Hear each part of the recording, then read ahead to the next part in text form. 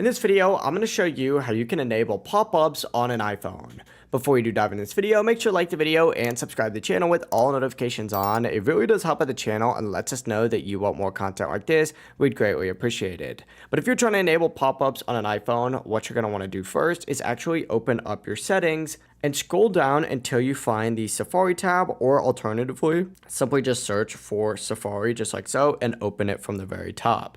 From here, what you're going to want to do is actually look for the option within here that says block pop-ups. By default, this is going to be turned on. Simply go ahead and turn it off to allow pop-ups. From here, make sure that you don't have Safari opened. If you do, swipe out of it to fully close it, reopen it, and wherever website you go to where you're expecting a pop-up, go to it, refresh that page, and if the site is set to show one, that pop-up is now going to appear without being blocked. But that's how you can actually enable pop-ups on your iPhone. It really is as simple as just going into the settings. If you guys do have any questions, don't hesitate to ask us down in the comment section below, and we can help you out further. But before you do leave this video, make sure to like the video and subscribe to the channel with all notifications on. We'd greatly appreciate it. Have a great rest of your day. Peace.